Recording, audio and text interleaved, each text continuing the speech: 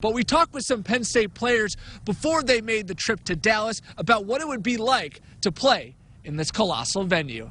In a game where you have 92 points scored combined between the two teams, that we're talking about someone on the defensive side of the ball. Well, due to NFL rules, I can't really show you Steelers highlights because the game is not over. I mean, come on, what fun is that? We have been in Texas, so you know that what that means, Peter, is we've been eating a lot. Right. Like almost too much. Some big news on the NFL as Antonio Brown has somehow been released and signed in the same day. He's actually coached in the Cotton Bowl before. That was a couple of years ago when he was the offensive coordinator at Western Michigan. You can tell, man, that we're having fun. It might be getting a little ridiculous. The costume, I got the helmet, I got the jersey. Well, 5 weeks later, it's like it happened 3 years ago. Ironically, the last home game the Curve played was against the Rubber Ducks as the Rubber Ducks knocked them out of the Eastern League playoffs last year. Punters are people too. People need to remember that. And then this morning on Instagram, which Peter is, ramping back up, he decided to say, hey, Raiders, release me. Well, within a couple hours,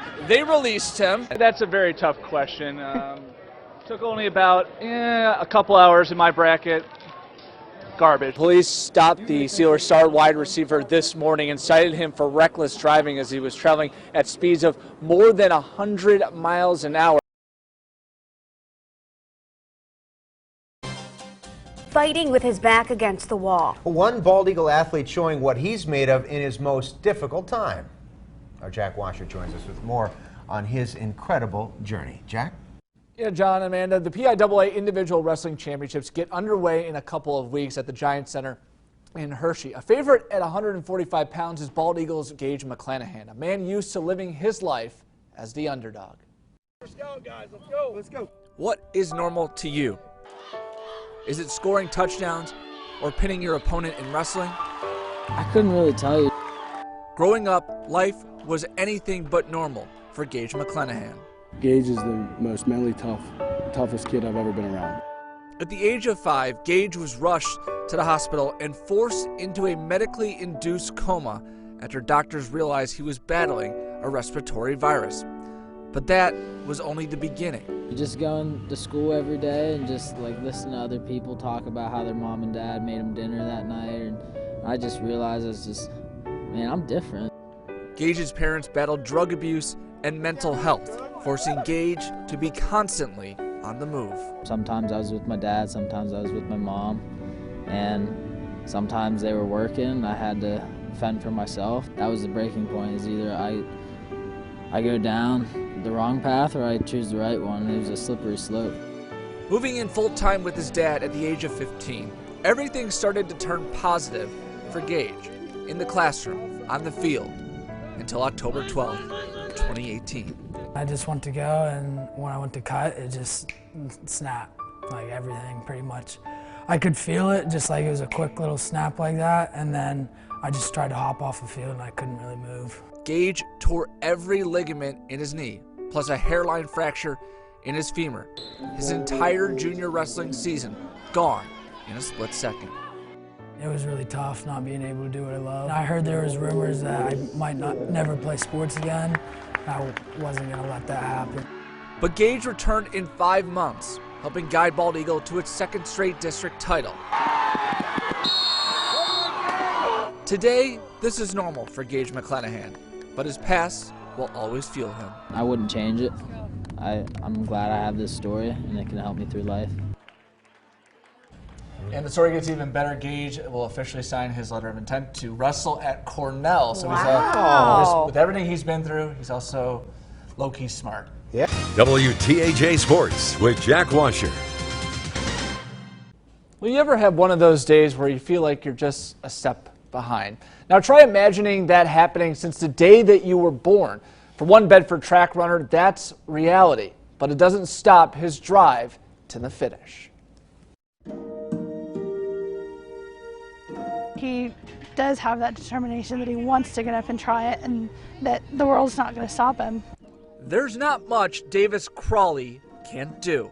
He likes to go out of the box and do things that he probably shouldn't want to do, or maybe shouldn't be able to do. But he doesn't worry about what he can't control. He's a very positive person. He's very entertaining. You always see him. He's always happy and jumpy.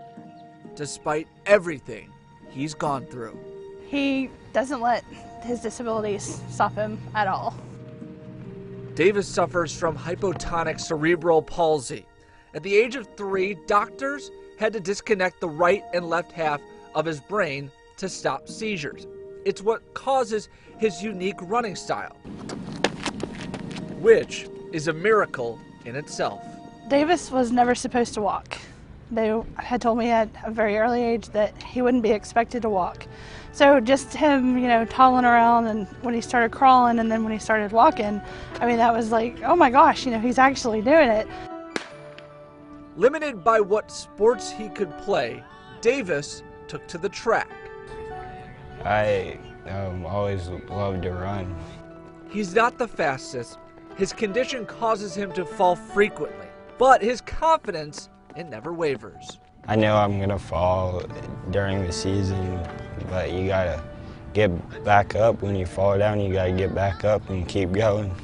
And his impact stretches from lane to lane. I've heard many of our athletes say, I didn't feel like getting up today, but, looking at what Davis does, and Davis never quits, and he never refuses to try something new. And his team pays it right back. It's not only his team, but it's the teams from the other counties and stuff, and the coaches, that they're all there at the finish line, or they're making a tunnel and they're cheering him on, and giving him that extra boost to keep going and to sprint past it and to finish. It gives me energy and motivation, and I just, at the home stretch, I just push it.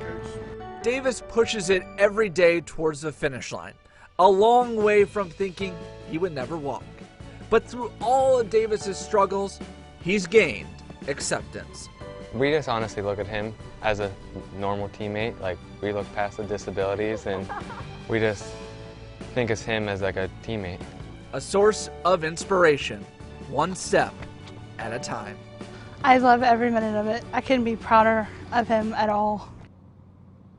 And Davis is a remarkable young man, and his motor is so high, so he'll go to track practice, and then he goes to Special Olympics track practice, so he runs double what everyone's running and still has time to do everything else, and gets up and does it again. His motor is so high, and very inspiring, and it makes me feel very lazy when I only get up and run a couple miles every day. That's amazing. So, and knowing he's going to fall, I thought that was so interesting. Yeah, he just gets back up, he scrapes his knees, and he's, that's the determination and why he's so inspiring. Very brave. Thank you.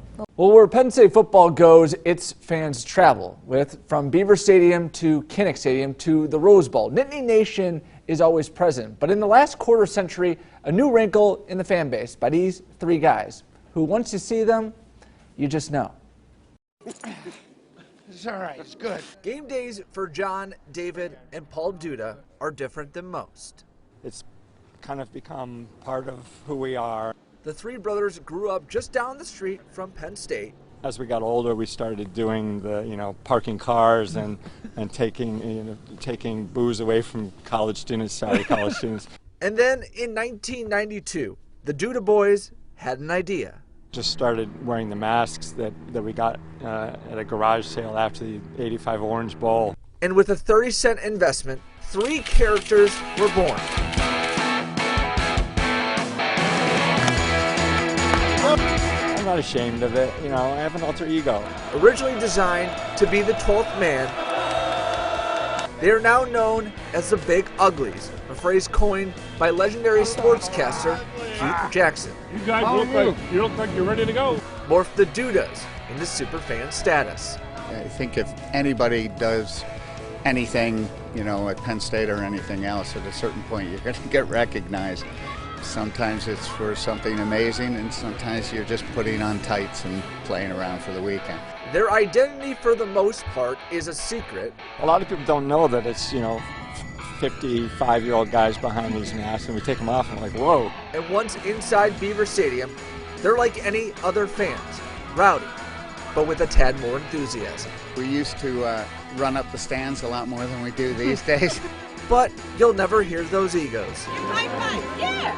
really, it's all about the fans. We're just part of that fan base, which is unbelievable. From Iowa City what those guys will look like when they put their Halloween masks on. to Evanston, Illinois. Those are Penn State fans, not Penn State football players. Look like former linebackers. To right here in central Pennsylvania.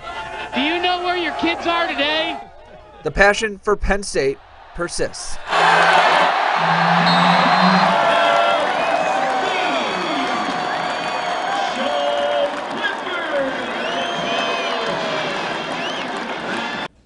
And the brothers say the toughest part about their costume is the mask. You know, after trying to find replacements all over the internet, after one time they broke, they finally just decided to make a mold of it.